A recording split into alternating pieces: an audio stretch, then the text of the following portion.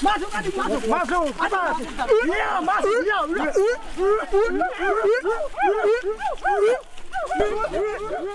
Kayu besi rawa sepanjang 17 meter ini disiapkan untuk membuat salib. Melihat panjangnya, timbul pertanyaan, siapakah yang akan disalib? Siapapun itu, pasti sesuatu yang lebih besar dari mereka. Tapi Frankie Woro, Casimilus Awe, dan warga suku Auyu di Papua Selatan ini tak akan melukai siapapun. Mereka memakai salib ini sebagai tanda perlawanan.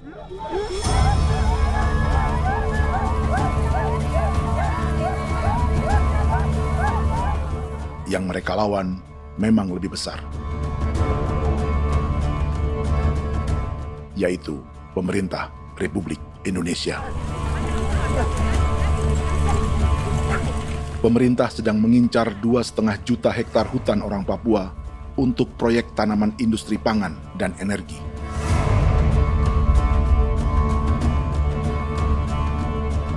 Ratusan kilometer dari salib orang-orang Auyu itu, orang Muyu sedang menyiapkan gerakannya sendiri. Tapi kali ini dalam bentuk sebuah pesta. Pesta yang disiapkan oleh marga Kimco Jinipjo selama 10 tahun.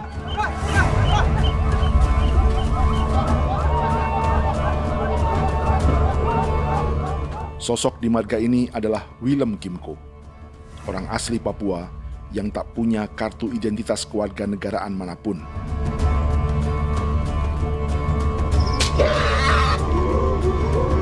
Pesta adat ini sudah cukup langka, tak hanya di Papua, bahkan di kawasan Pasifik dan peradaban Melanesia. Awalnya bayaya ane kalau bukan. Intinya hati kau tegelem bipnuka, dan jitana ya kati kau beri barang dipko. Kau memang ambil kau kuning ini. Ada gagasan dan gerakan sosial di balik pesta orang-orang Muyu ini. Sama dengan gerakan salib merah yang dimulai orang-orang Auyu. Salib ini akan menjadi yang terbesar dari 1.800 salib merah yang telah ditancapkan berbagai suku di Papua Selatan dalam 10 tahun terakhir. Ribuan salib merah yang dipadukan dengan palang adat adalah tanda larangan yang menyatukan unsur-unsur adat dan agama. Kami percaya bahwa kalau memang kami sudah tidak mampu untuk menyelesaikan persoalan ini, dalam hal ini perusahaan tidak bisa masuk, berarti kami minta bantuan kepada nenek moyang dan Tuhan. Atribut perang orang Auyu ini diukir atau dilukis, digambar di batang salib ini dengan tujuan bahwa kami larang dengan sangat keras. Jadi apabila siapapun, baik dari antara kita sendiri yang melanggar batas ataupun pihak lain yang mengganggu keselamatan hak tanah adat kami, maka kami siap untuk melakukan ancaman perang. Salib-salib ini tidak ditancapkan di halaman-halaman gereja, melainkan di tanah dan hutan adat, di dusun-dusun sagu, dan di tempat-tempat yang disakralkan. Sebab 1.800 palang adat dan salib ini memang bukan semata tentang agama, tapi untuk mencegah negara dan perusahaan memasuki tanah dan hutan adat mereka. Papua bukan tanah kosong.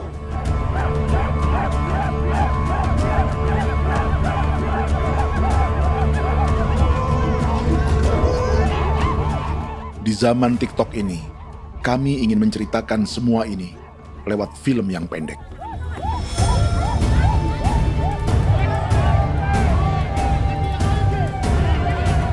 Tapi kami jelas gagal.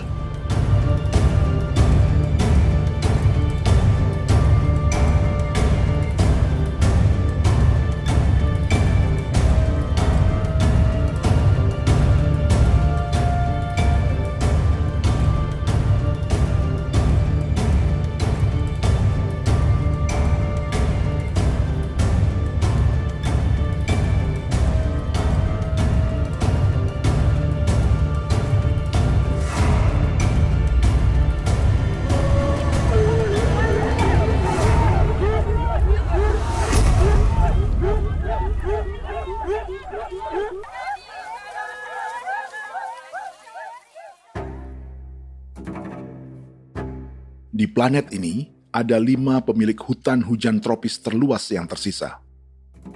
Kongo di Afrika, Brazil, Peru, Bolivia, dan Indonesia.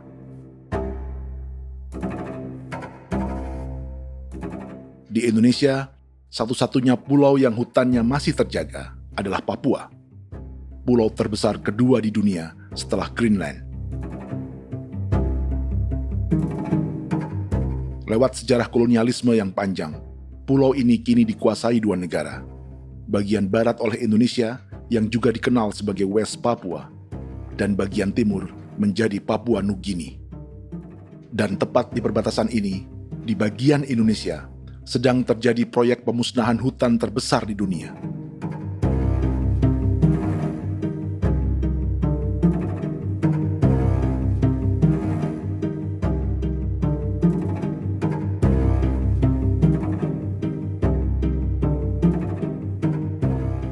Pemerintah Indonesia sedang membuka lebih dari 2,5 juta hektar hutan untuk sawit, tebu, padi, dan peternakan. Ini disebut proyek strategis nasional untuk lumbung pangan dan energi yang jadi ambisi 3 presiden. Bagian terbesar direncanakan untuk mencetak sawah seluas 1,3 juta hektar. Lalu bagian lain akan ditanami tebu seluas 560.000 hektar untuk gula dan bioetanol. Setiap liter bensin di Indonesia akan dicampur bioetanol 10% atau E10. Ada 10 perusahaan di proyek ini, dan semuanya dimiliki oleh 1 keluarga saja. Berikutnya, ada areal sawit seluas 400.000 hektar untuk biodiesel. Targetnya mencampur 50% solar dengan minyak sawit atau B50. Dan terakhir, pemerintah akan membuka peternakan seluas 380.000 hektar. Jadi, apa yang salah dengan proyek pangan dan energi ini? 5 orang Papua dalam film ini akan menjawabnya.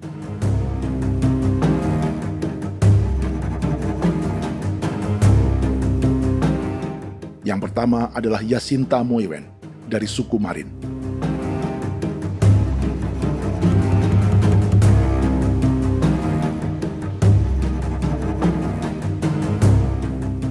Yasinta dan warga di distrik Ilwayap di Merauke sudah menjadi korban.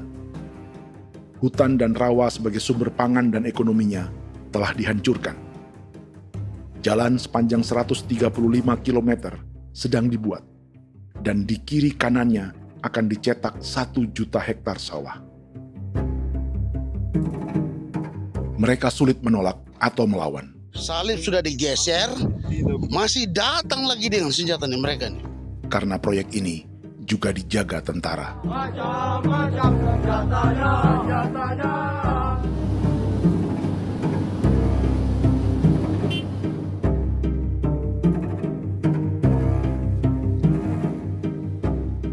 Yang kedua adalah Natalis Buer di distrik Tanah Miring, Merauke. Petani milenial ini merasa ditelantarkan. Sebab setelah hutannya diubah menjadi sawah, sebagian sawah-sawah ini tak tergarap.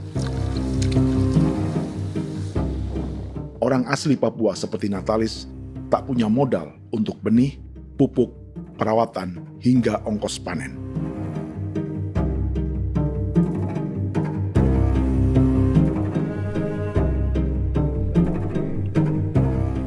Orang ketiga adalah Vincent Kuipalo dari suku Yenan di distrik Jagebob, Merauke.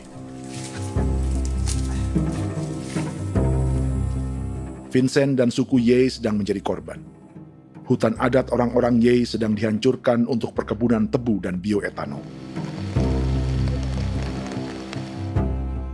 Tanah mereka juga diincar untuk markas-markas militer, pasukan yang akan menjaga proyek pangan dan energi ini.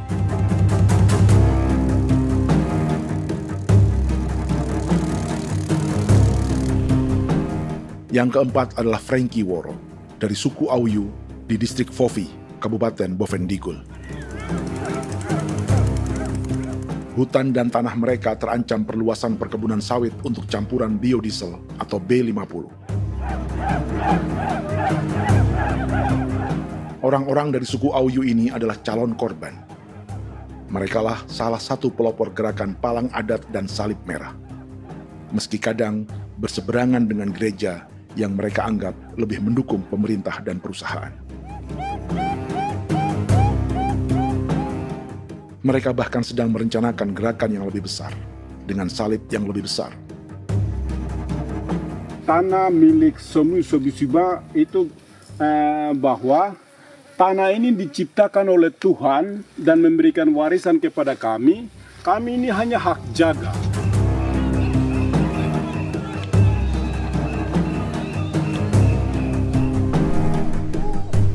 Sosok kelima adalah Willem Kimco dari suku Muyu di Bovendigul. Tokoh adat dari Muyu ini hidup di garis belakang proyek negara, sehingga belum menjadi korban. Tapi mereka sedang bersiap menghadapi segala kemungkinan. Tinggal di belantara dan perbatasan membuat sebagian mereka tak punya status kewarganegaraan. Tapi mereka telah hidup jauh sebelum ada Indonesia atau Papua Nugini.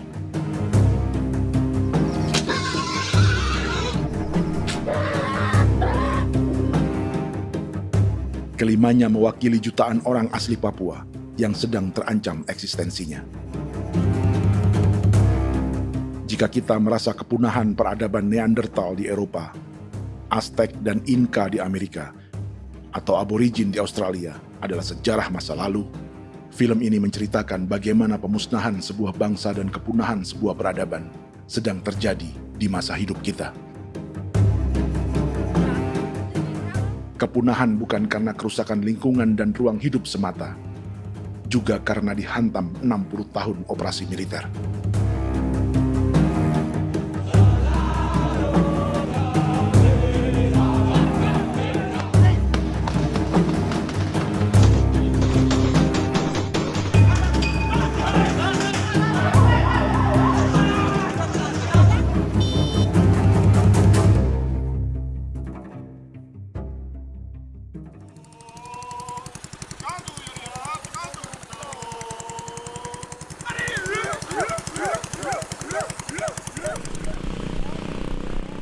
Frankie Woro dan orang-orang Auyu sedang berburu. Tapi lokasi perburuan mereka mulai dikuasai perusahaan perkebunan sawit.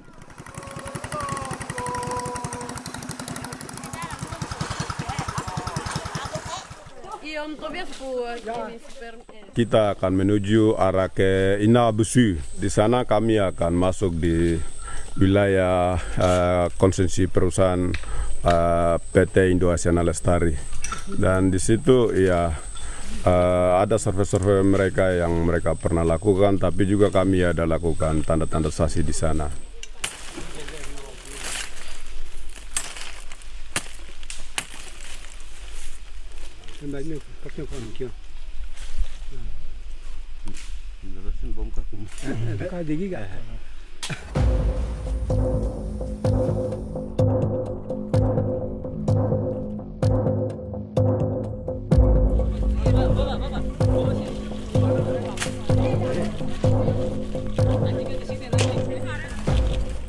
Dapat dengan yang induknya, tapi karena induknya dia lari dan terlambat kerja, akhirnya yang bisa kita dapat dia punya anak ini saja. Ini kalau pakai bahan kayak asli.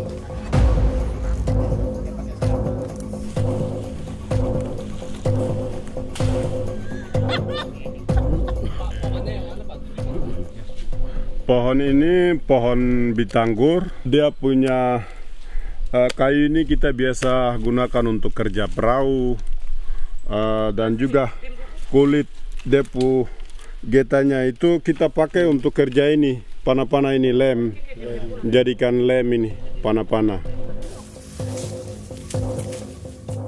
Hutan ini adalah supermarket bagi suku Auyu. Juga lumbung pangan atau bank untuk menyimpan deposito kekayaan alam. Hutan juga tempat yang penuh dengan sejarah suku, situs budaya, dan tempat-tempat sakral. Inilah yang sedang mereka pertahankan dari incaran pemerintah dan perusahaan. Untuk semua alasan ini, mereka menancapkan ribuan salib merah.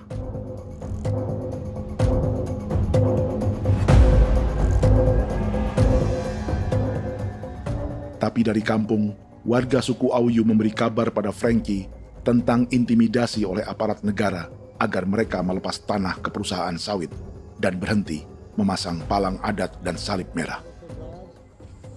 Ada beberapa titik yang saya sudah siap, tetapi di sini emergensi dari saya, terutama di Kampung Sokanggon, PT Damai Timber. Dia mengganggu saya dengan menggunakan kekerasan maupun pihak hukum. Dan kemarin saya ada pernyataan penolakan secara resmi, tapi masih tetap dalam menggunakan pihak hukum untuk masuk, untuk harus dituntut saya untuk harus diterima perusahaan itu. Kita di situ ada 15 marga, tetapi 15 marga juga tidak setuju. Marga-marga siapa yang terima dan marga-marga mana saja yang menolak. Nanti kita lihat dari pertimbangan itu, dan di situ dan kita undang mereka untuk bicara dengan kami. Sebagai sosok yang aktif dalam gerakan, warga Auyu terus memberi informasi lapangan kepada Frankie yang tak selalu berada di kampungnya. Izin pernyataan yang mereka paksa saya untuk tanda tangan itu, tapi sementara saya tidak tanda tangan. Data semua ada di tangan saya. Ya. Baik, kalau gitu itu lebih bagus karena tanda tangan itu yang berbahaya. Iya. Tanda tangan itu yang lebih berbahaya karena sekarang ini modern dan canggih, dan itu yang mereka biasa pakai untuk tipu muslihat. Mereka biasa pakai itu di tanda tangan itu. Betul. Dari Bambisa juga di Sofia dia masuk untuk memaksakan kami marga untuk harus menerima perusahaan itu. Tapi kemarin kami sudah menolak. Babinsa di sini nama bosku. Itu yang sekarang strategi militer yang sekarang mereka pakai. Jadi yang penting masyarakat itu yang benar-benar mau menolak siap dukung ketua marga siapa yang nanti tampil. Ini adalah peta konsesi sawit untuk biodiesel dalam proyek strategis nasional. Dan di distrik Fofi inilah orang-orang Auyu hidup dari sungai dan hutan. Tapi Frankie di Bovendigul masih lebih beruntung. Setidaknya dibandingkan Yasinta Mowien di Merauke yang sudah kehilangan hutan dan rawanya.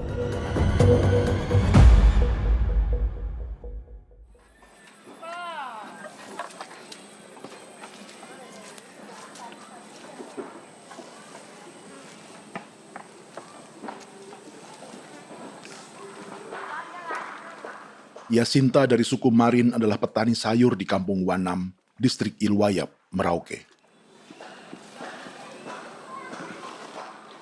Memanfaatkan lahan yang ada, ia berkebun dan menjual hasilnya ke pasar kampung. Ini ekonomi warga di Wanam untuk menghasilkan uang, lalu memberi barang kebutuhan yang tak bisa mereka produksi sendiri. Tapi kehidupan sebenarnya ditopang oleh ekosistem hutan dan rawa. Inilah sumber pangan utama dan peradaban mereka.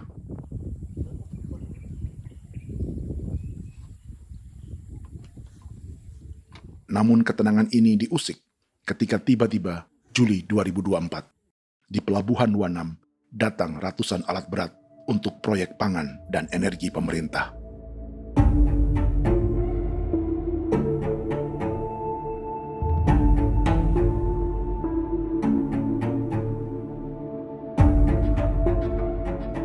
Kami masyarakat setempat kami tidak tahu.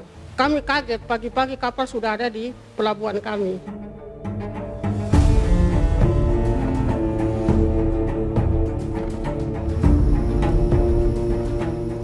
Yasinta Mowien atau Enrika Gebze dan warga lainnya tak pernah diajak bicara atau dimintai pendapat. seakan-akan Papua adalah tanah kosong.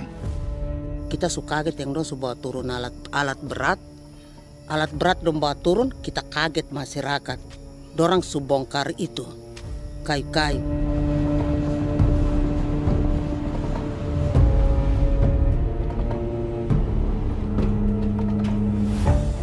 Bersamaan dengan alat-alat berat itu, juga berdatangan tentara Indonesia untuk mengawal proyek pembukaan hutan milik Jacinta.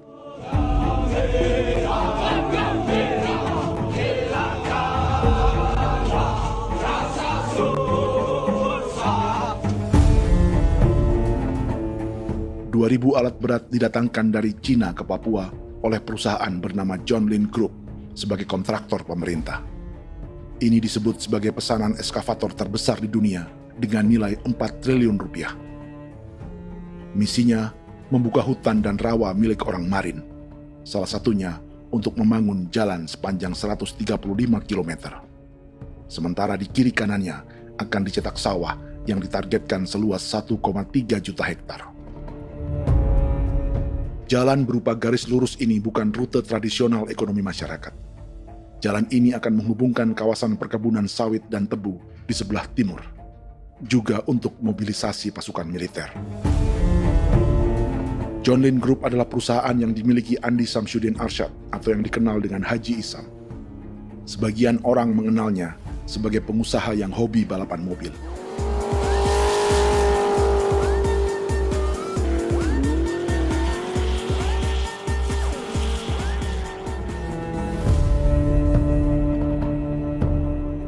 Tapi di Kalimantan, ia berbisnis batu bara, perkebunan sawit, pengolahan karet, penerbangan, perkapalan, dan biodiesel. John Lin Group kini juga menjadi pemilik perkebunan tebu dan pabrik gula terbesar di Indonesia. Sayapnya melebar dari Kalimantan hingga ke Bombana, Sulawesi Tenggara. Perkebunan tebu, pabrik gula, dan industri bioetanol inilah yang juga sedang dikembangkan di Papua. Foto ini adalah momen ketika Isam bersama kerabatnya, Menteri Pertanian Amran Sulaiman dan Menteri Pertahanan Syafri Samsudin meluncurkan program biodiesel atau B50 di Kalimantan Selatan. B50 artinya setiap 1 liter solar, 50%-nya akan dicampur minyak sawit. Perusahaannya, PT John Lin Agroraya, menjadi salah satu pemainnya.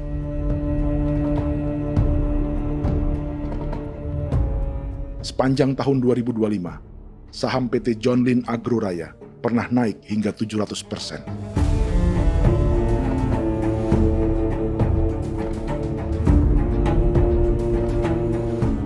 Perusahaan sawitnya yang lain, PT Pradiksi Gunatama, sahamnya bahkan pernah naik 4.000% hanya dalam 1 tahun. Dari harga saham ini saja, nilai kekayaan keluarga Isam diperkirakan mencapai 100 triliun rupiah lebih, menjadikannya salah satu keluarga terkaya di Indonesia dan salah satu pemain penting industri bioenergi. Dan di Papua Selatan inilah sebagian sawit-sawit untuk mendukung program B50 akan ditanam. Inilah tanah orang-orang Wambon, Muyu, Marin, Yei, atau Auyu seperti Frankie Wor.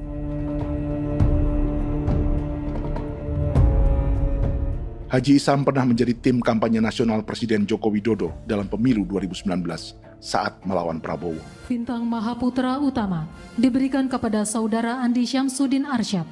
Beliau berjasa luar biasa dalam mendorong pertumbuhan ekonomi daerah maupun nasional. Setelah menjadi presiden, Prabowo memberi gelar kehormatan Bintang Mahaputra Utama pada Isam.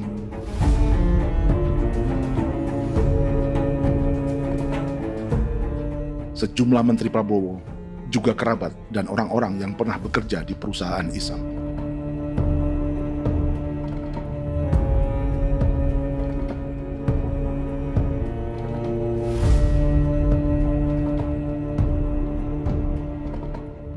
Lawan sebesar inilah yang sedang dihadapi Jacinta di kampung Wanam, Merauke. Atau petani perempuan lain seperti Enrika Gebze. Jadi alam kita ini sudah rusak. Jadi kita itu biasa jalan dari sini tuh harus pasang jerat di situ, harus cari makan di situ lagi. Itu tempat-tempat itu pasang-pasang jerat, tempat babi, rusa, sekarang sudah tidak ada lagi.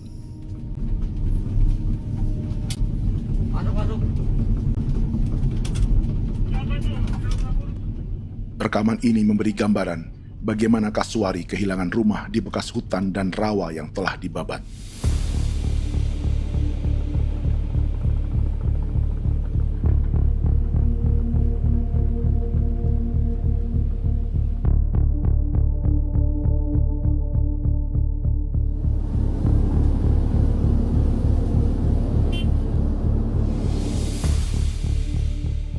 Keterlibatan tentara dalam proyek pangan dan energi di Papua memakai dalih bahwa ancaman terhadap negara kini tak hanya perang secara militer,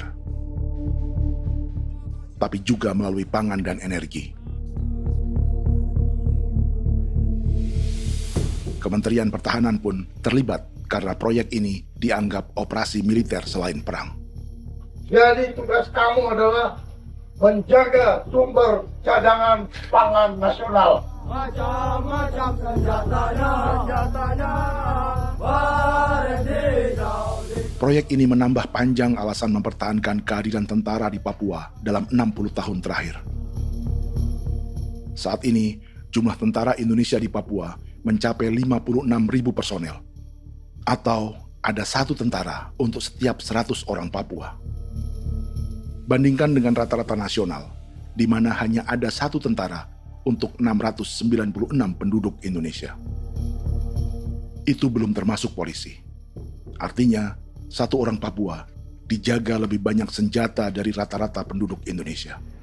Tanah dan hutan diambil secara sepihak untuk kepentingan pembangunan batalion dan bandar antariksa. Ini bentuk perampasan masyarakat. Penolakan kehadiran markas-markas militer terjadi di sejumlah tempat di Papua. Tak hanya karena trauma dan ketakutan, juga karena mengambil tanah-tanah adat.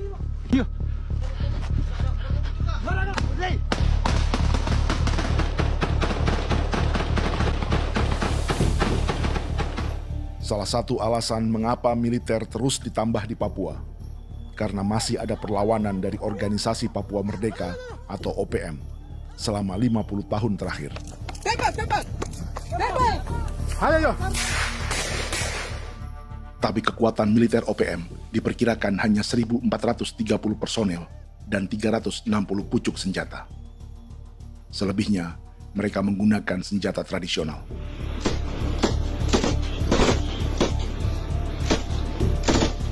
Dengan demikian, kekuatan tentara dan polisi di Papua 58 kali lebih besar dari gerilyawan Organisasi Papua Merdeka.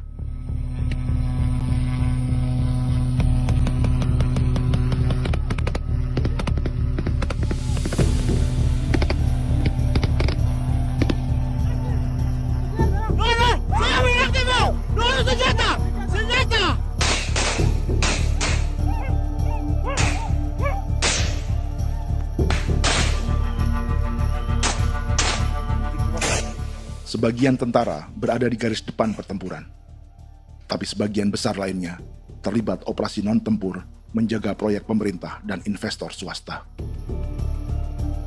Seperti Batalion Infanteri Teritorial Pembangunan di distrik Jagebob, Merauke ini. Lokasinya bersebelahan dengan konsesi lahan tebu untuk gula dan bioetanol milik PT Murni Nusantara Mandiri. Baik perusahaan maupun markas militer, keduanya mengambil hutan milik suku Ye dari marga Kuipalo. Tapi orang datang tanam ini saja di sini, tanam papan nama ini. Victor Kuipalo menunjukkan apa yang terjadi. Jadi kita juga kaget ini. Nah, kalau ini papan nama ini memang ini papan nama ditanam tapi bukan haknya mereka yang ini. Ini hak kami di sini, hak dusun kami, marga Kuipalo yang punya hak dusun ini. Setelah memasang patok, alat berat mulai bekerja untuk membangun markas militer di tanah orang Ye.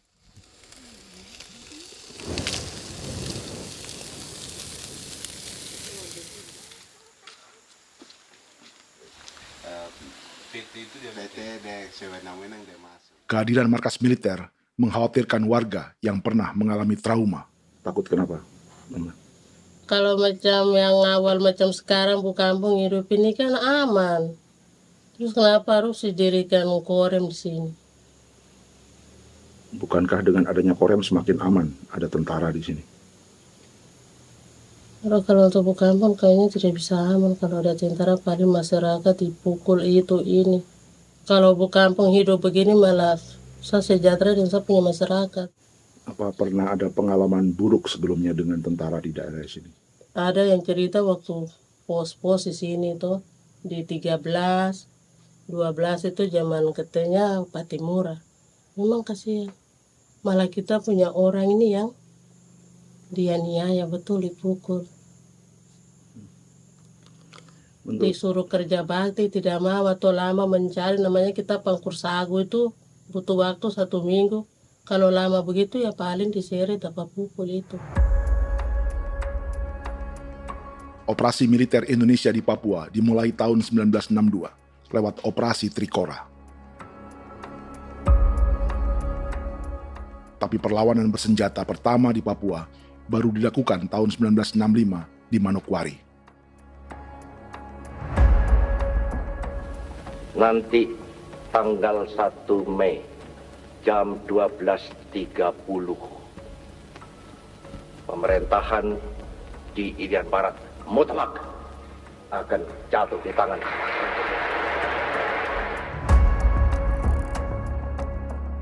Sejak itu, selama 60 tahun, operasi militer untuk menaklukkan Papua terus dilakukan. Salah satu operasi militer paling berdarah adalah Operasi Wibawa untuk memenangkan Indonesia dalam jajak pendapat tahun 1969.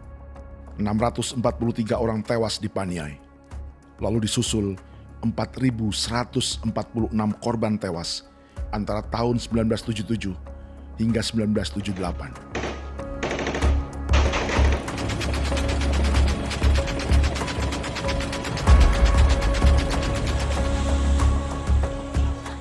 Operasi militer ini menimbulkan gelombang pengungsian hingga kini. Dewan Gereja Papua mencatat 103.000 orang menjadi pengungsi pada tahun 2025 dan nyaris tak diberitakan media-media Jakarta. Jumlah pengungsi terbesar tercatat di Nduga yang mencapai 20.000 jiwa. Banyak di antaranya yang sedang hamil, seperti Jubiana, salah satu pengungsi Nduga. Otakarik mesti kagi be muguruk berselari di namen wane gosel bigari me egirik munene an nimbo mesle berselar nene wam darik lek prak de oi gore bangal no so ndak lo yo nandam yanet ndang no yat de nanen di ko nerwa membri wal marwa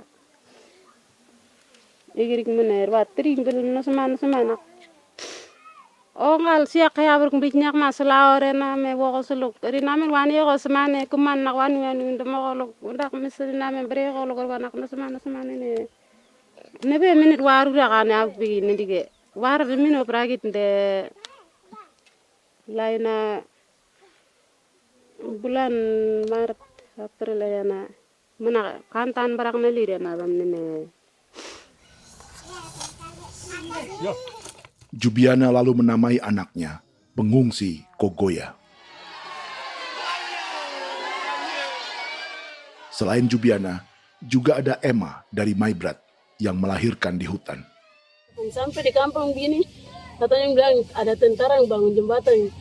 Ya, capek itu juga pun masih tahan. Kembali lagi ke hutan lagi. Seperti itu sampai saya jatuh di tengah jalan. Orang sampai terbanting di kayu semuanya. Berasa sakit begitu. Melengkapnya tuh Domika Serli, pengungsi Wako. Masyarakat sipil dari Kampung Aitrem sementara mengungsi karena kampungnya sementara dikuasai oleh TNI Polri. Seratusan ribu pengungsi di Papua saat ini jauh melampaui jumlah yang mengungsi ke Papua Nugini tahun 1984, yaitu 10.000 orang karena menghindari operasi militer.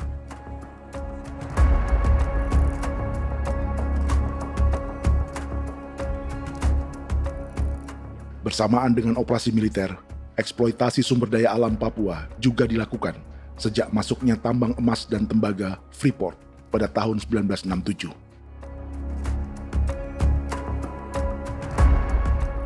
Disusul perkebunan sawit awal tahun 1980-an. Lalu ada perburuan buaya untuk diambil kulitnya. Sebelumnya, ada eksploitasi gas alam di Teluk Bintuni, pencarian besar-besaran kayu gaharu, atau pembukaan hutan tanaman industri. Ini belum termasuk perburuan dan perdagangan ikan arwana di selatan Papua, penebangan kayu merbau dari hutan-hutan Jayapura, emas di Blok Wabu Intan Jaya, bahkan nikel di pulau-pulau kecil Raja Ampat. Dan kini, dalam skala yang belum pernah terjadi dalam sejarah, Papua dipaksa mencetak sawah, tebu untuk bioetanol, dan sawit untuk biodiesel.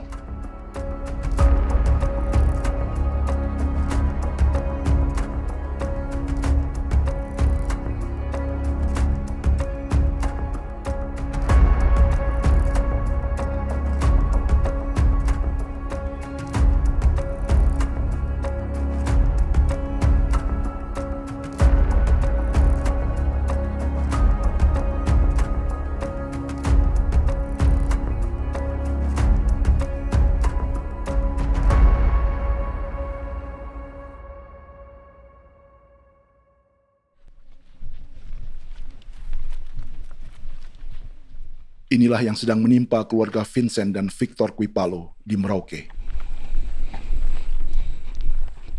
Hutan mereka diambil untuk markas militer dan industri perkebunan, PT Murni Nusantara Mandiri. 1 dari 10 perusahaan yang diberi konsesi untuk menanam tebu dan memproduksi gula serta bioetanol seluas 52.000 hektar.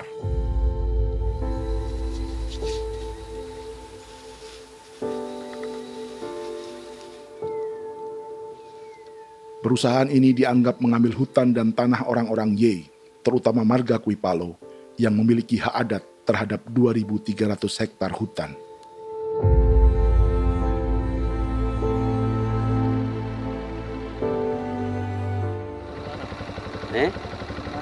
Tentara? Tentara. Oh iya, tentara.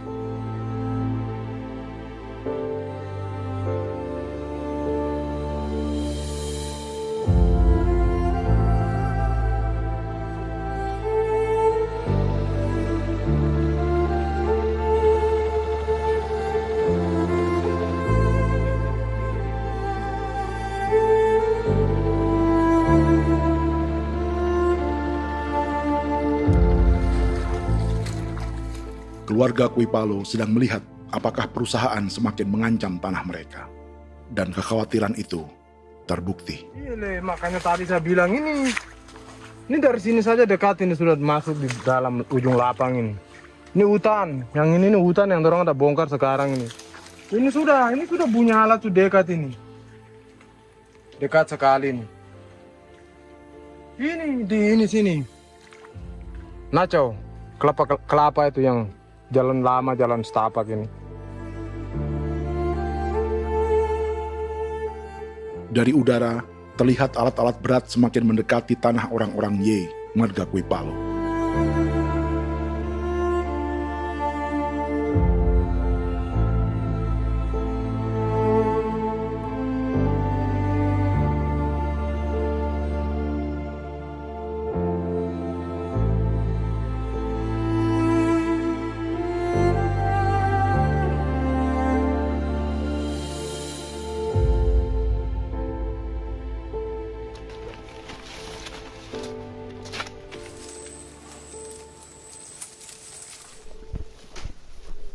Keesokan harinya, Victor dan kerabatnya memberi tanda cat merah di pohon-pohon yang berada di batas tanah mereka.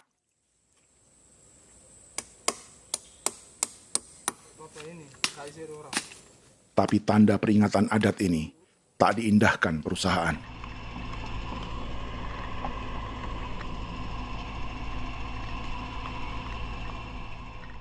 Dua bulan kemudian, perusahaan tetap memasuki tanah marga Kuipalo. Sama-sama. Kami manusia, kau lihat. Tapi sudah sakit hati sekali saya kasih tahu adik. Ini sama baik ini kalau pikiran berubah lagi hari ini. Kami juga punya tangan, hanya beda rambut. Mister itu juga. Woi,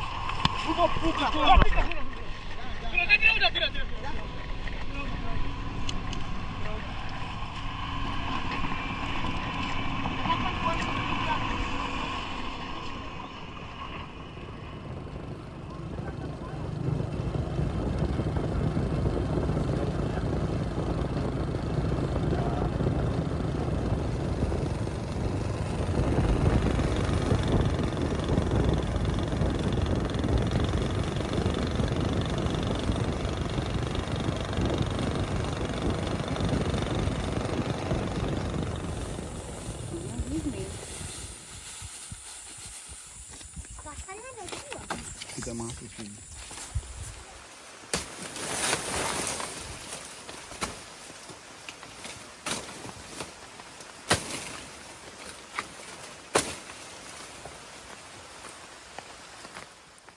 Jadi ya untuk itu seperti saya katakan tadi, apakah lebih baik kita tidak usah ada kah atau bagaimana, kita pisahkan, pisahkan dari negara ini kah?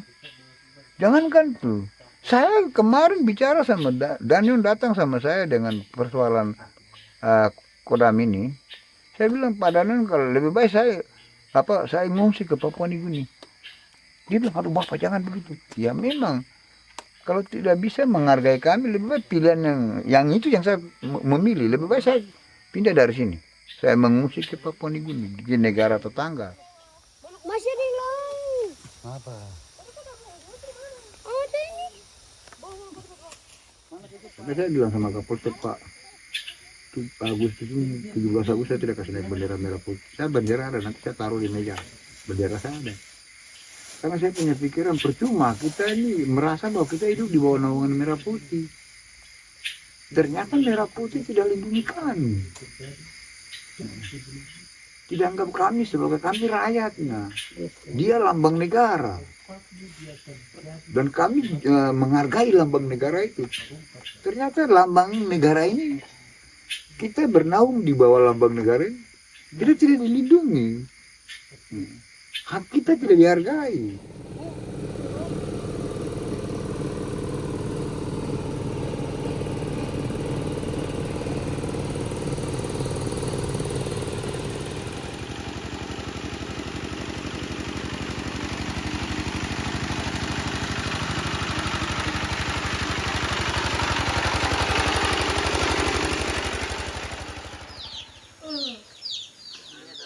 Marga Kuipalo dari suku Ye terus mendapat teror dan intimidasi agar melepas tanah mereka yang hanya dihargai Rp300.000 per hektar. Tapi mereka tidak berjualan tanah. Makanya mama itu tidak suka untuk lepas tanah. Untuk apa? Baru di dalam hutan itu ada obat-obat tradisi.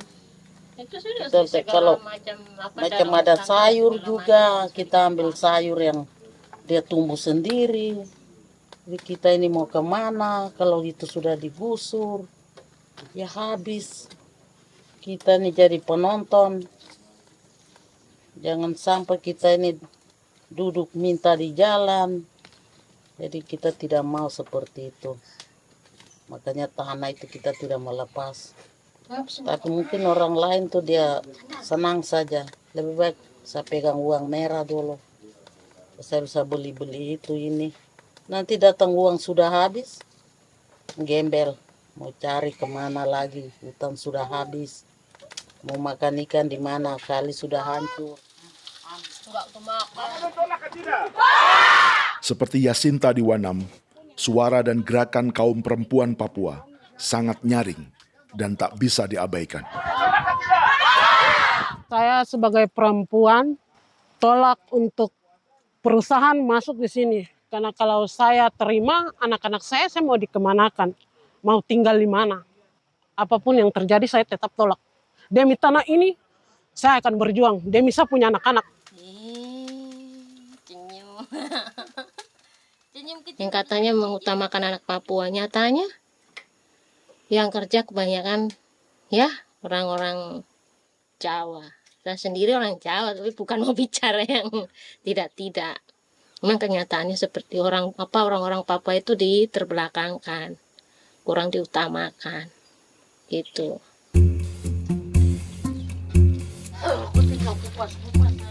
Proyek food estate seperti mencetak sawah bukannya tak diikuti warga Papua.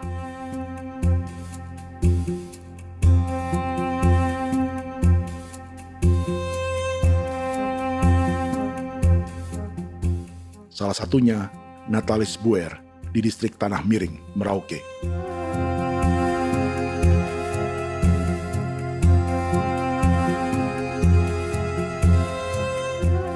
Setelah menghabisi hutan, pemerintah Indonesia mencetak sawah untuk tanaman padi karena beras mulai menjadi makanan pokok menggantikan sagu. Sebagian besar penggarapnya adalah warga transmigran yang datang sejak era 1980-an. Bahkan petani transmigran sudah ada sejak Belanda membuka proyek padi kumbe di distrik Kurik. Lokasi yang sering jadi langganan pejabat Indonesia memamerkan sawah di Papua. Tapi Natalis juga ingin belajar menanam padi atau bersawah. Namun ia kesulitan karena dibutuhkan modal untuk benih, pupuk, hingga pemeliharaan dan panen. Lalu sawah-sawah ini pun mulai dikuasai pendatang.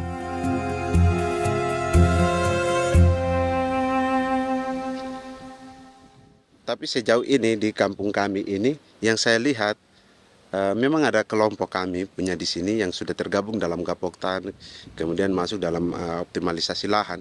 Tapi menurut saya anak asli yang punya lahan di sini. Mereka tidak punya. Pemerintah dalam hal ini adalah Kementerian Pertanian bersama-sama Kementerian Pertahanan yang dalam hal ini pada garis di bawahnya adalah TNI Angkatan Darat memberikan support yang maksimal kepada masyarakat khususnya di Merauke dalam rangka. Saya kemarin habis 9 juta. 9 juta ya? Iya, 9 juta karena dia sudah tidak dipakai toh. Ya. Perempuan Papua seperti Filomina juga mau bertani. Pemerintah memberi bantuan Rp900.000 per hektar lewat program optimalisasi lahan atau OPLAH.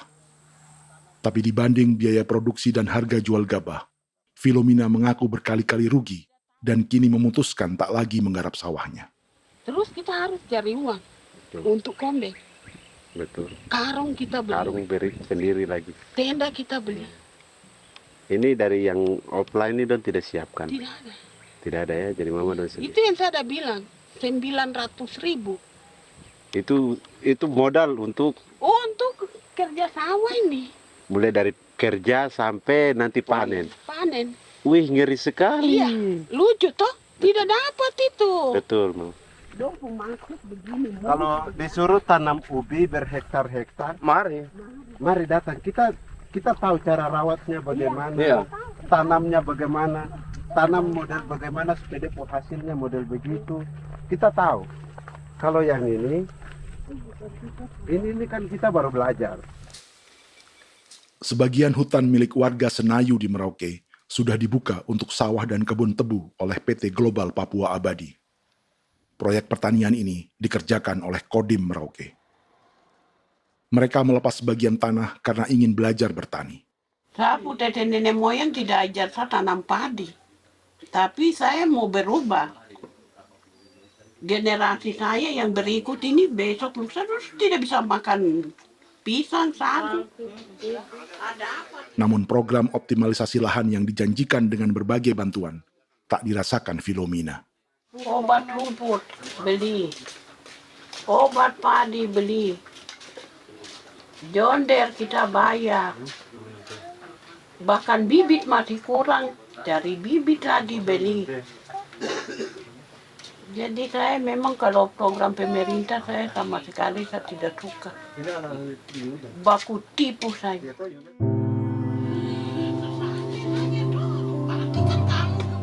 Mereka merasa ditinggalkan sendiri, jatuh bangun belajar bertani padi. Sementara sumber pangan dan air yang semula mudah didapat, kini telah berganti sawah dan kebun tebu. Dulu kita masih bisa jalan, nanti masak di kali, pakai air kali. Minum pakai air kali. Sekarang, kok mau masak? Tidak ada air. Air sudah susu, mau minum tidak bisa. Sudah dengan obat. Drone semprot debu itu saja drone. Drone yang semprot. Saya lihat di itu. Jadi kita bukan drone yang terbang di atas untuk disemprot. Dong lempar pupuk di bawah ya dia mengalir ke kali. Mengalir ke kali, ke rawa-rawa.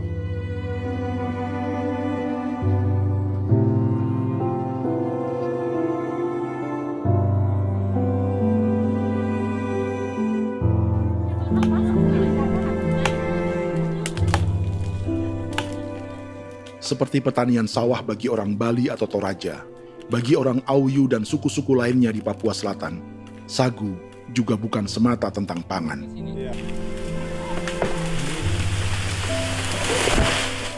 Bagi orang Auyu dan Marin, sagu adalah kerabat, sosok orang tua, sosok nenek moyang yang harus dijaga dan dilindungi.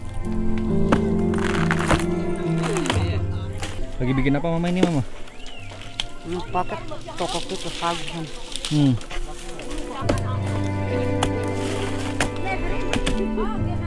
Itu orang tua kami, orang tua nenek moyang kami yang korban dirinya kemudian menjadi pohon sagu untuk kebutuhan hidup kami. Kami diingatkan oleh leluhur, sagu itu tidak boleh digusur dan tidak boleh diganggu dengan cara apapun, dan di dalam rangka kepentingan apapun tidak boleh. Kamu harus bela, bahkan sampai nyawa pun harus menjadi taruhan demi membela keselamatan keberadaan sagu di atas tanah ini.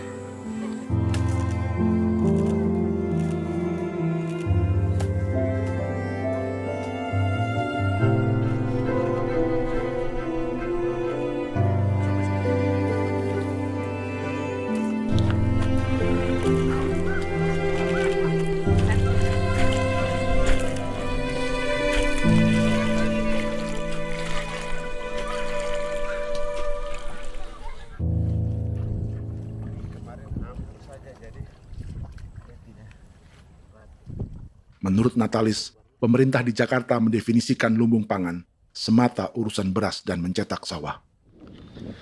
Sebenarnya orang Papua itu bukan tidak bisa bertani. Kami tanam ubi itu bagian dari pertanian. Nah, pertanian yang dimaksud oleh pemerintah itu harusnya selalu itu kalau bisa pemerintah harus spesifikkan pertanian apa yang dimaksud, pertanian tanam padi atau pertanian tanam ubi, petasan dan lain-lain. Ini yang harus dispesifikkan dulu. Begitu, sehingga tidak menjustifikasi kami orang asli Marin bahwa kami tidak bisa bertani. Bukan. Kami buka kebun besar-besar di sana, bahkan bermeter-meter, ratus-ratus meter pakai sekop, bukan pakai ekskavator, tapi ini pakai skop. Itu pertanian, begitu. Bagi Natalis, alih-alih memaksimalkan sawah-sawah yang sudah ada untuk petani Papua, pemerintah selalu membuka hutan baru, seperti dikerjakan perusahaan John Lynn Group dan melibatkan tentara. Padahal, sejarah keterlibatan militer dalam proyek food estate atau cetak sawah adalah sejarah kegagalan yang bertubi-tubi 4 presiden selama 30 tahun terakhir.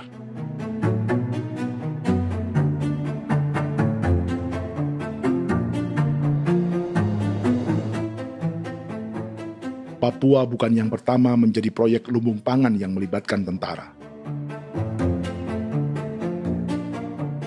Kalimantan telah menjadi korban 30 tahun sebelumnya.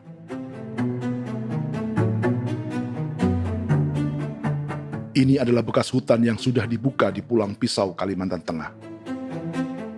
Tahun 1996, di era Presiden Jenderal Soeharto, ia menghabisi 1 juta hutan di lahan gambut untuk mencetak sawah demi memenuhi ambisi swasembada beras, bukan swasembada pangan. Hutan tropis Kalimantan dihabisi dalam skala yang belum pernah terjadi dalam sejarah. Di bawah rezim militeristik, tak ada yang berani melawan keinginan Soeharto, termasuk orang Dayak seperti Kuneng. Nggak bisa dihalangi itu. Nggak boleh dihalangi. Ya kalau ada kata-kata aja menghalangi, sudah kita diseret ke kepolisian dulu. Atau bisa langsung di PKI-kan. Iya, di PKI-kan gitulah. Jadi kita tuh nggak berani apa-apa dulu tuh. Ya. Apa maunya aja. Misal bilangnya A. Setahun setelah pengundulan hutan skala besar itu, tahun 1997, untuk pertama kalinya Kalimantan mengalami kebakaran lahan dan kabut asap terbesar dalam sejarah.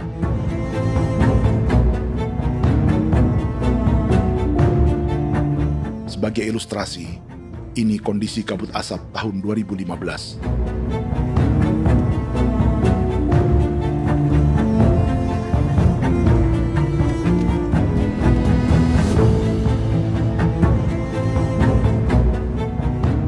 Proyek 1 juta hektar sawah Jenderal Soeharto itu gagal. Bendungan dan saluran irigasi mangkrak hingga kini. Mei 1998, rezim Soeharto tumbang, 2 tahun setelah ia menumbangkan jutaan hektar pohon di Kalimantan. Setiap tahun, lokasi ini menyumbang kebakaran dan kabut asap yang merugikan jutaan orang. Sawah yang berhasil di Kalimantan justru bukan sawah yang dibangun Jenderal Soeharto, melainkan yang dirintis para transmigran sejak era 1980-an. Sawah-sawah inilah yang ikut digarap oleh militer di era Presiden Joko Widodo. Dan hasil dari proyek food estate Presiden Jokowi itu sama sekali jong nih, nggak ada harapan lagi sudah seperti ini. Tapi Jokowi terus memperluas area food estate hingga 16.000 hektar. Presiden Jokowi juga menyerahkan urusan lumbung pangan ini kepada Prabowo yang saat itu menjadi Menteri Pertahanan. Salah satunya di Kabupaten Gunung Mas, Kalimantan Tengah, untuk membuka perkebunan singkong seluas 31.000 hektar. Food Estate Singkong Jenderal Prabowo ini dimulai dengan membuka 600 hektar hutan di Tawai Baru. Proyek singkong untuk bioetanol ini pun dijaga tentara. Dan seperti Jenderal Soeharto, proyek Jenderal Prabowo ini pun gagal.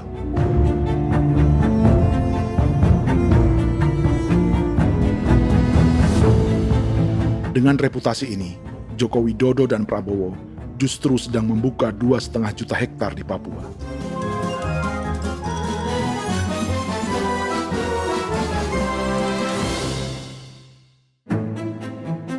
Setelah Jenderal Soeharto, Presiden Jenderal Susilo Bambang Yudhoyono juga mencoba membuka food estate di Papua sejak tahun 2010. Namanya Merauke Integrated Food and Energy Estate atau MIFE. Proyek ini juga gagal. Lalu di lokasi yang sama, Jokowi berusaha meneruskan dengan proyek mencetak sawah 1,2 juta hektar yang juga gagal. Sekarang yang paling siap adalah 1,2 hektar. Yang 1,2 juta hektar. Dan kini, Prabowo yang pernah gagal dengan 600 hektar singkong di Kalimantan justru akan mengulangi di Papua dengan skala 2,5 juta hektar. Di daerah Papua pun harus ditanam kelapa sawit supaya bisa menghasilkan juga BBM dari kelapa sawit. Dalam setiap proyek pangan dan energi di Papua, yang lebih menonjol bukan tanaman pangannya, melainkan untuk energi atau bahan bakarnya. Sawit untuk biodiesel dan tebu untuk industri bioetanol. Ada 10 perusahaan yang diberi konsesi hingga 0,5 juta hektar untuk tebu. Dan 10 perusahaan itu dimiliki oleh 1 keluarga saja.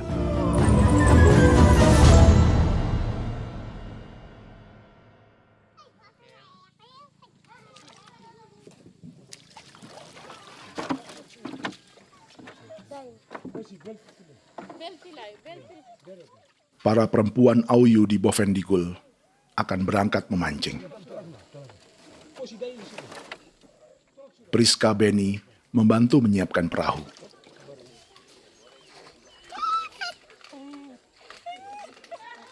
Mereka akan mengumpulkan bahan pangan di hutan untuk persiapan acara penancapan salib merah berikutnya.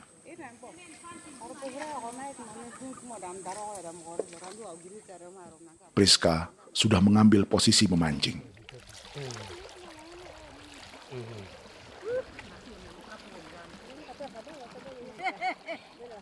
1.800 salib merah telah dipasang di wilayah adat berbagai suku di Papua Selatan untuk menghalau perusahaan sawit dan tebu.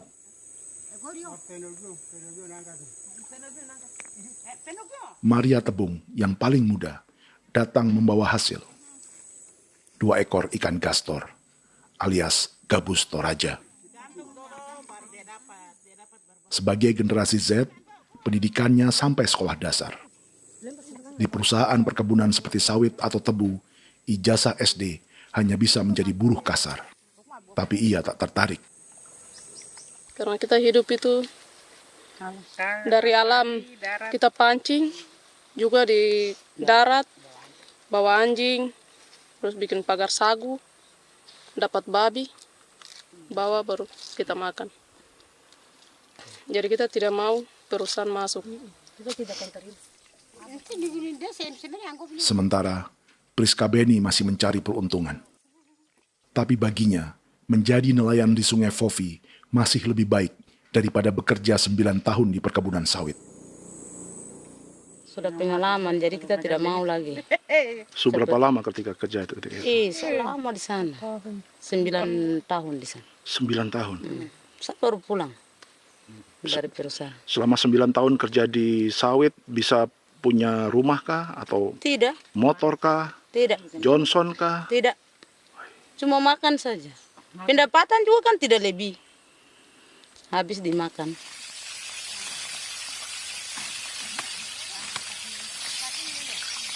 Satu minggu libur berapa hari?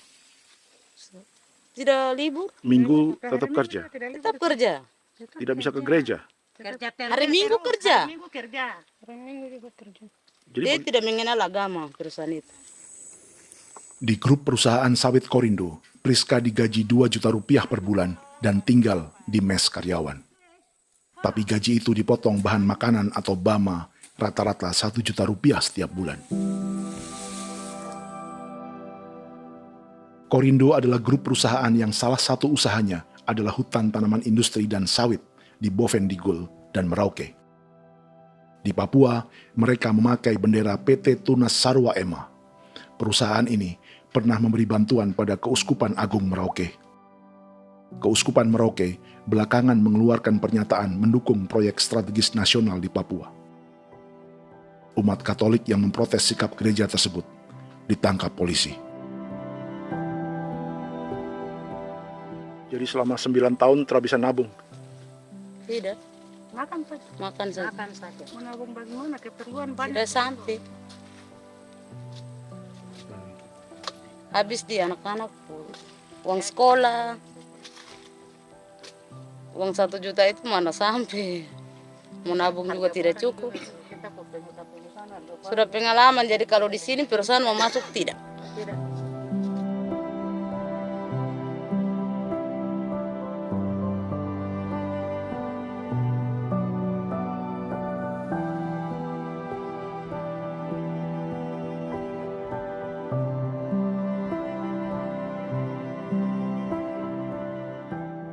Dan menu makan siang seperti ini agaknya sulit bagi buruh sawit atau tebu yang digaji 2 juta rupiah per bulan.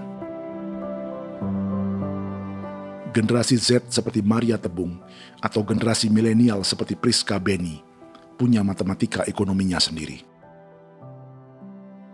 Sawit untuk biodiesel atau tebu untuk bioetanol tak akan ada bedanya bagi mereka.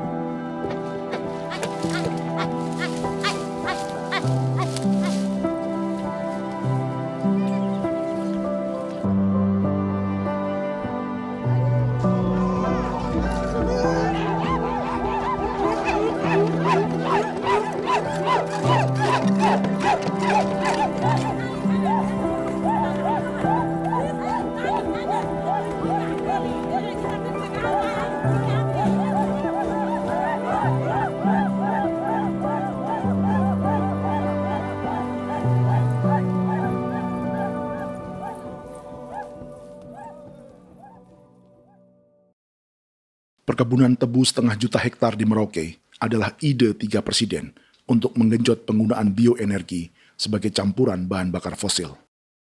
Selain swasembada pangan, swasembada energi. Di daerah Papua pun harus ditanam kelapa sawit supaya bisa menghasilkan juga BBM dari kelapa sawit. Juga tebu menghasilkan etanol. Singkong, kasava juga untuk menghasilkan etanol. Bioetanol adalah bahan bakar nabati atau tumbuhan yang dapat dicampur dengan bensin. Sama dengan program biodiesel yang mencampur solar dengan minyak sawit. Pertamina saat ini sudah menjual BBM bioetanol dengan campuran 5% yang dipasarkan dengan merek Pertamax Green 95. Tapi pemerintah ingin menaikkan kadarnya menjadi 10% atau E10. Maka ke depan kita akan mendorong untuk ada E10. Kemarin malam sudah kami rapat dengan Bapak Presiden. Bapak Presiden sudah menyetujui untuk direncanakan mandatori 10% etanol. Idenya untuk mengurangi ketergantungan pada bahan bakar fosil yang diimpor dan menimbulkan polusi.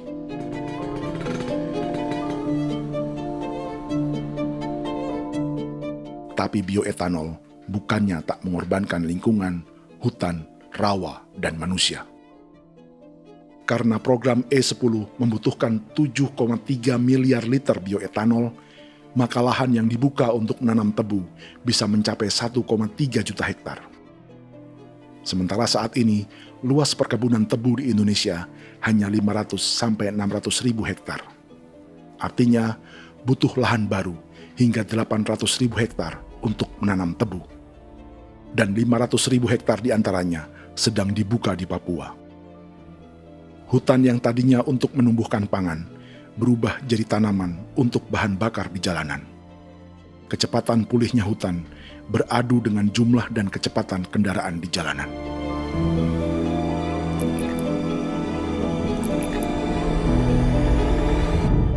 Dahaga terhadap energi tak pernah bisa dipuaskan. Setelah minyak sawit untuk biodiesel, dunia kini merambah singkong, jagung, dan tebu untuk bioetanol. Benua Amerika, Eropa, sebagian Afrika, hingga separuh Asia kini mulai memakai bioetanol sebagai campuran bahan bakar.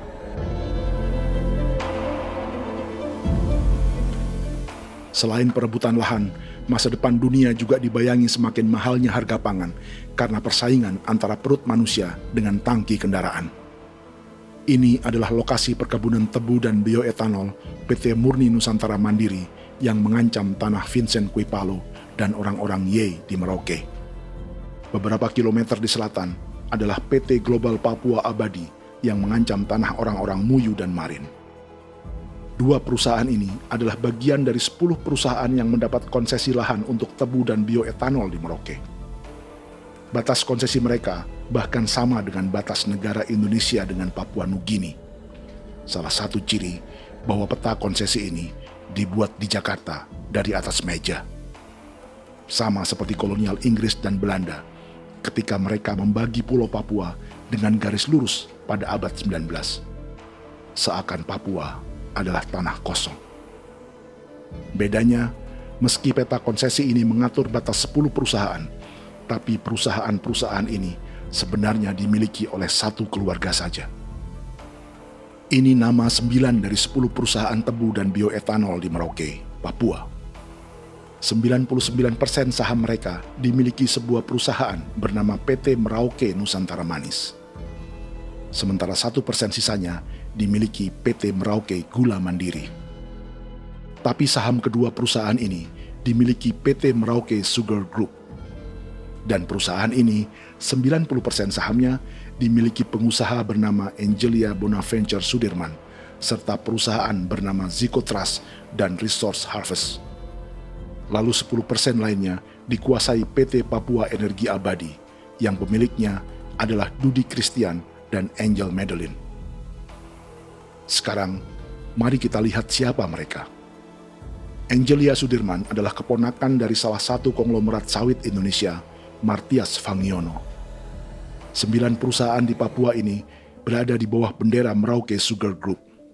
Dan Merauke Sugar Group hanya satu dari 7 grup perusahaan milik keluarga Fangiono.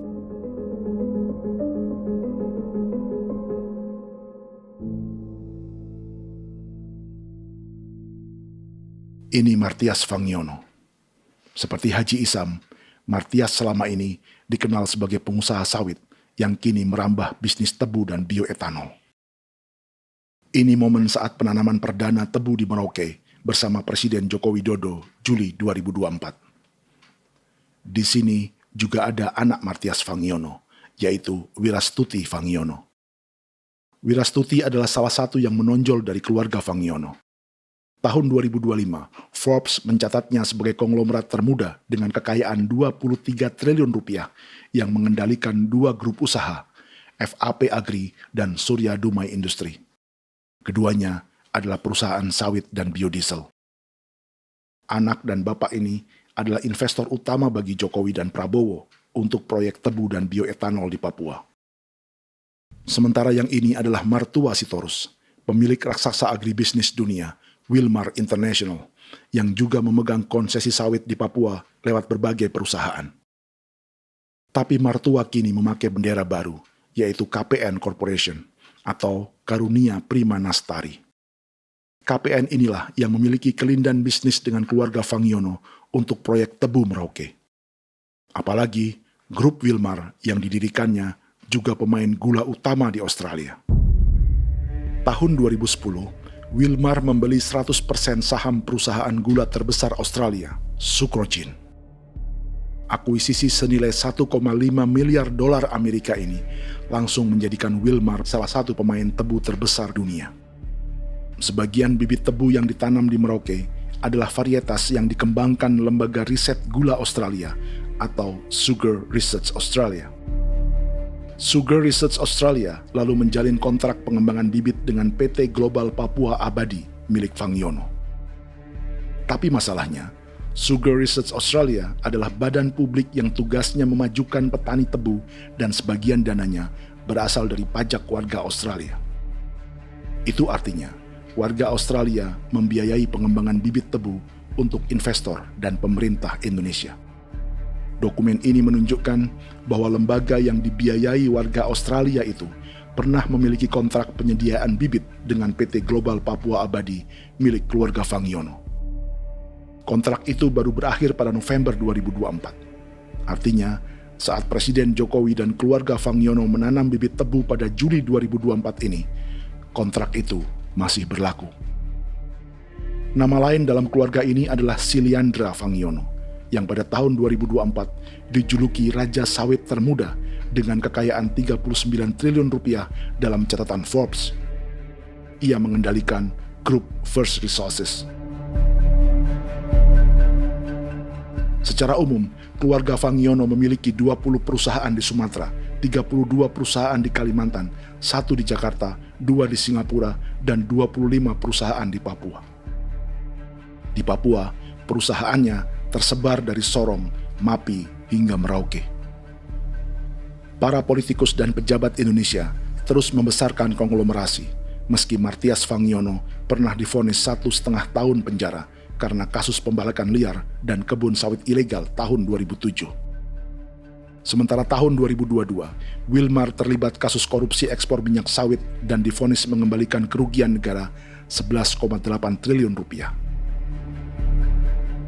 Tumpukan uang ini disebut sebagai pembayaran dari grup Wilmar yang diterima secara simbolis oleh Presiden Prabowo pada Juni 2025 lalu.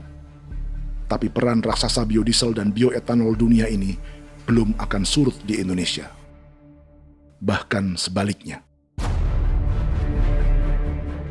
Sebuah dokumen presentasi bisnis dari Wilmar International Limited pada tahun 2010 ini bisa menjadi petunjuk. Presentasi ini bagian dari proses pembelian 100% saham raksasa tebu Australia, Sucrogen. Dalam presentasi ini, Wilmar mengaku ditawari konsesi lahan 200.000 hektar di Papua, atau dulu disebut Irian Jaya, untuk menanam tebu. Dengan penerbangan hanya 2,5 jam dari kantor Sucrogen di kota Townsville ke Merauke, Wilmar akan mengawinkan bisnis gula dan bioetanolnya menjadi pemain dunia. Dan lokasi yang diincar oleh Wilmar adalah distrik Ilwayap di Merauke, kampung halaman Yasinta Moiwen. Dan persis disinilah 14 tahun kemudian, ribuan eskavator John Lynn Group milik Haji Isam mulai membuka hutan sebagai kontraktor pemerintah. Presentasi dan gagasan ini dibuat oleh Wilmar pada Juli tahun 2010. Sebulan kemudian, Agustus 2010, pemerintah Presiden Susilo Bambang Yudhoyono meluncurkan proyek Lumbung Pangan dan Energi Merauke atau Merauke Integrated Food and Energy Estate. Targetnya membuka lahan 1 juta hektar dalam 5 klaster yang masing-masing 200.000 hektar. Angka yang sama dengan presentasi Wilmar. 5 tahun kemudian, 2015, giliran Presiden Joko Widodo yang mau melanjutkan proyek pangan dan energi 1,2 juta hektar. Menjelang pensiun sebagai presiden, Jokowi kembali menggencarkan proyek ini dan melibatkan Prabowo sebagai Menteri Pertahanan. Jokowi lalu mendukung Prabowo sebagai presiden berpasangan dengan anaknya, Gibran Rakabuming Raka sebagai wakil presiden. Kini, setelah menjadi presiden, giliran Prabowo yang melanjutkan proyek bioetanol dan biodiesel dengan memobilisasi militer dan melibatkan pejabat-pejabat yang juga para elit partai koalisinya.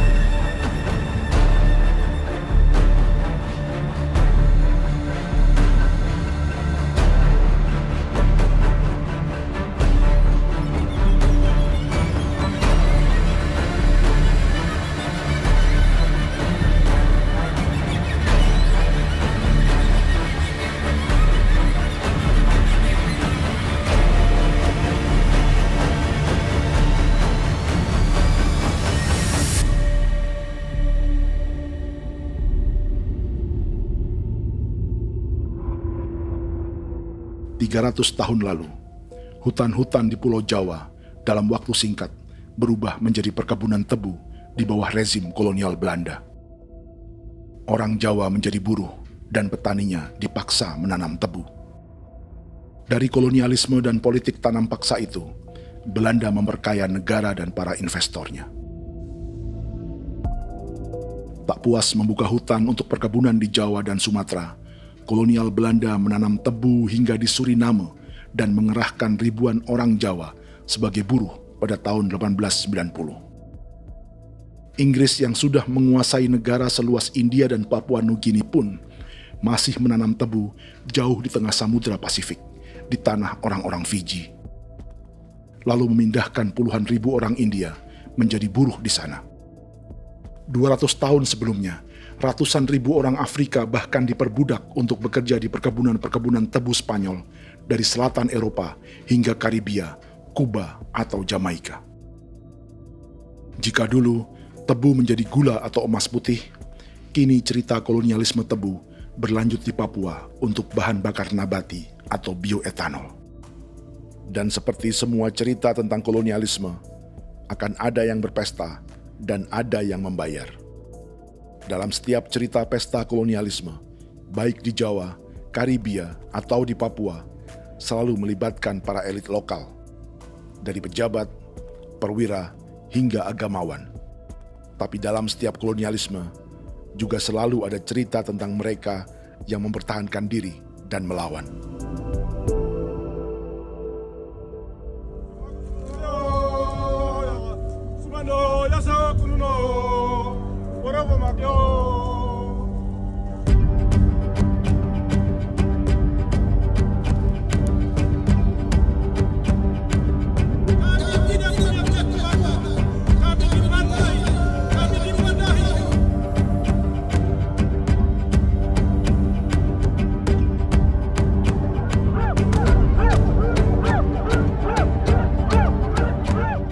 Dalam sejarah Gereja Katolik banyak pemimpin-pemimpin yang adalah tanda petik itu adalah Judas-Judas juga.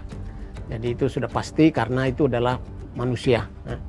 Satu sisi sebagai manusia dalam perjalanan digoda, apalagi ada dalam posisi-posisi jabatan, ya mungkin banyak tawaran-tawaran lain, lalu disitulah terjadi pergeseran keberpihakannya kepada misi gereja tadi itu untuk umat, untuk mereka yang tertindas. Orang kirim eksavator, orang kirim tentara, orang kirim polisi. Pukul kami bukan pencuri, kami tidak pernah mencuri orang barang. Kami tidak pernah menangis ke orang lain. Kami tidak pernah menangis ke kita bapak mama, kami menangis kepadamu. Tuhan kami lemah. Aku tidak tahu. Di hijau Cikuira, orang lain datang ke bangsa kami, ke wilayah kami untuk kasih habis kami.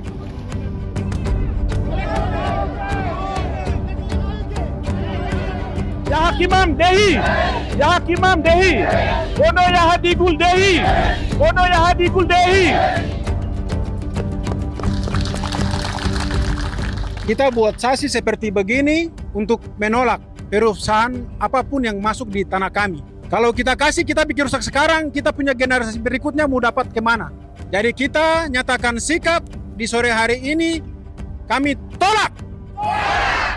Apa yang dilakukan pemerintah untuk PSN adalah kejahatan. Pemerintah bagian dari kejahatan, aktor perusak dan pembunuh terhadap negara, terhadap alam, hutan, terhadap manusia. Jadi negara jadi aktor pembunuh. Jadi Pilatusnya siapa? Negara, pemerintah Jakarta ini. Tanah Wiu bukan kosong. Masyarakat adat kami masyarakat. Perusahaan tolak. Biar nasa.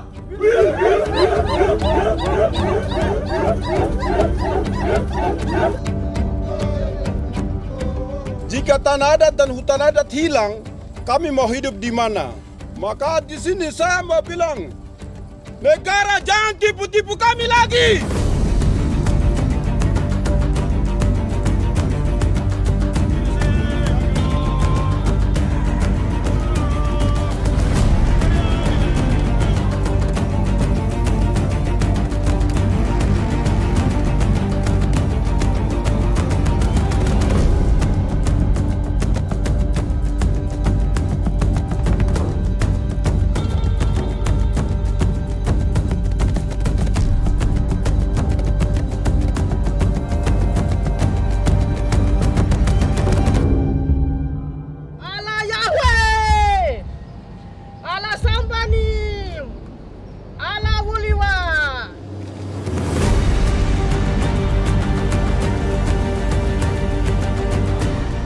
Kalau kami dianggap orang Papua itu bagian daripada Republik ini, tolong hargai kami. Dengan adanya PSN, PT John Hindro yang sudah menerobos tanah kami dan hutan kami, merusak alam kami. Itu yang kami datang ke Jakarta jauh-jauh dari Papua. Kami mau bersuara kepada Bapak Presiden Prabowo Subianto, di mana keadilan untuk masyarakat Papua.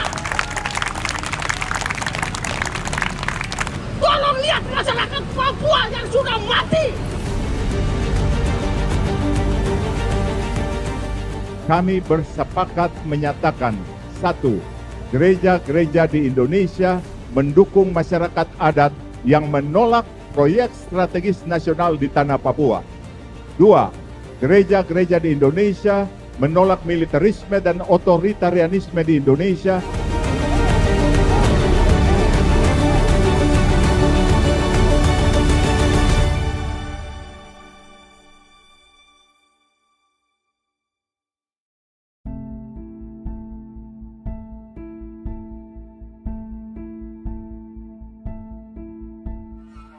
Kita sering merasa banyak hal buruk sudah jadi cerita sejarah.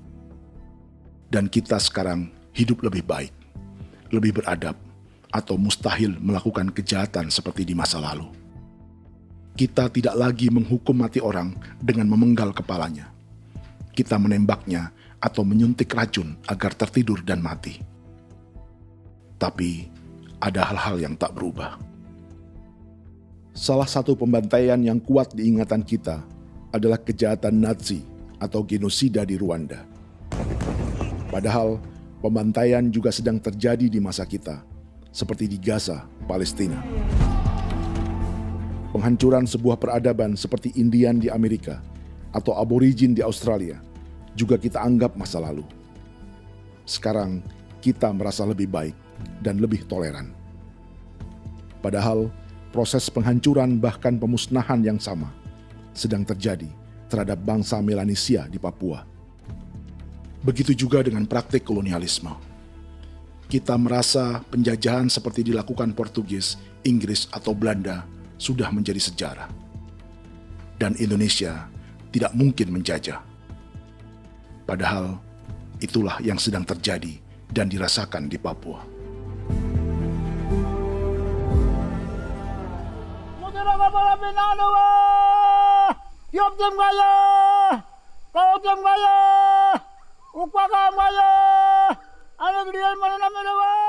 Jalannya sejarah ini disadari Willem Kimco di pedalaman Bovendigol, Papua.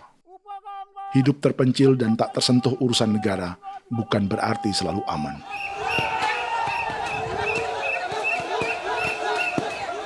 Untuk sampai di tempat ini, orang-orang Muyu menempuh 2 hari berjalan kaki mengarungi hutan, lembah, dan sungai.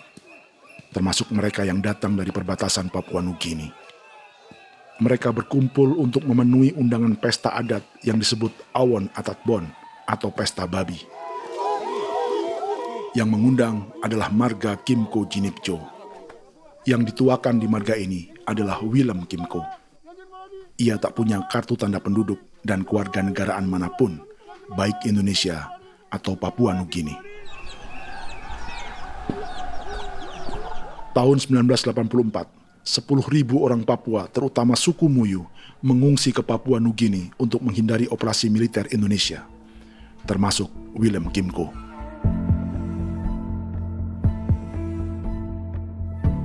Apa yang membuat pesta adat ini istimewa?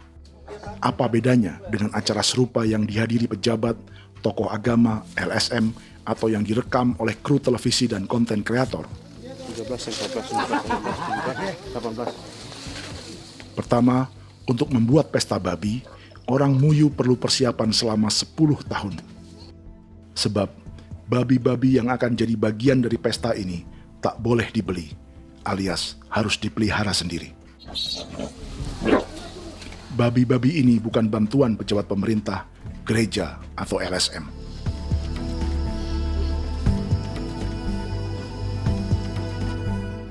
Yang kedua, babi-babi ini tidak dipelihara di kandang.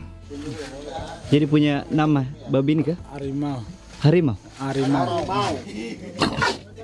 Dia kulit dengan ini bulu di harimau, macam harimau begitu yang kasih nama harimau. Setelah diberi nama, mereka dilepas liarkan di hutan sejak kecil. 10 tahun kemudian, jika tiba saatnya pesta, para pemburu akan mencari mereka di dalam 479 hektar hutan milik marga Kimco. Suku atau marga lain tak akan mencurinya di hutan, karena mereka sudah punya babi dan wilayah masing-masing. Itu artinya, mereka harus tetap menjaga dan mempertahankan hutannya, agar babi-babi bisa hidup. Demikian juga dengan lahan pangan mereka, yang menumbuhkan sagu, keladi, atau aneka sayuran.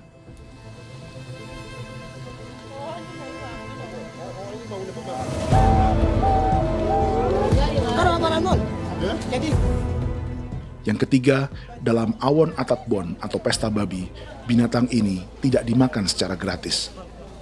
Setiap marga atau klan dalam suku Muyu akan membayar jerih payah tuan rumah menjaga hutan dan memelihara babi.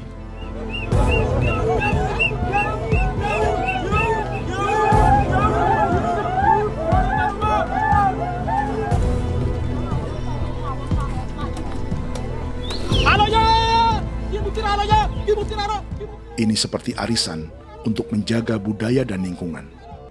Bagian dari budaya dan ekonomi timbal balik yang ditandai dengan siklus memberi dan menerima.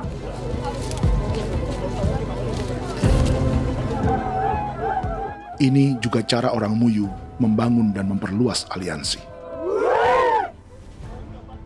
Awon bet begul bet ulan yau kandoet azat peda nani azat peda ni liga nani o ado amte nani menene tena yage kepo ke mau ko di mana kepo ke mau mayat nih kep tetek no mayango kep kan in between ini ke iftore wen ne tena ya kadek me oke kep kan nanti kuto kepo ke plaza kuto kon keneman gini wane wanjo koko kati bolon ya bengo koko kuning bolon ya. Jika Willem Kimco dan marganya bisa menjaga hutan dan wilayahnya, marga lain ikut diuntungkan sebagai sebuah ekosistem. Demikian juga sebaliknya. Alasan keempat, mengapa pesta babi ini memiliki tempat khusus dalam peradaban orang Muyu, karena Willem Kimco khawatir peradaban mereka akan punah, menyusul ancaman terhadap ekosistem dan hutan. Setiap marga atau klan harus mengkonsolidasi diri dan membangun aliansi.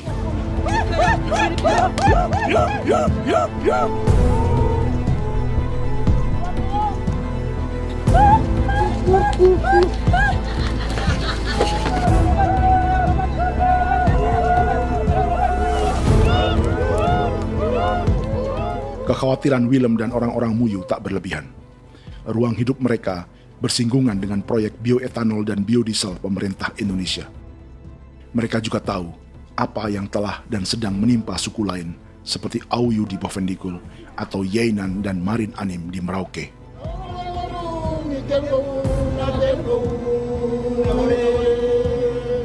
Jika suku-suku lain menggunakan palang adat dan salib merah sebagai gerakan perlawanan, orang-orang Muyu memakai pesta babi untuk mempersiapkan diri dan konsolidasi.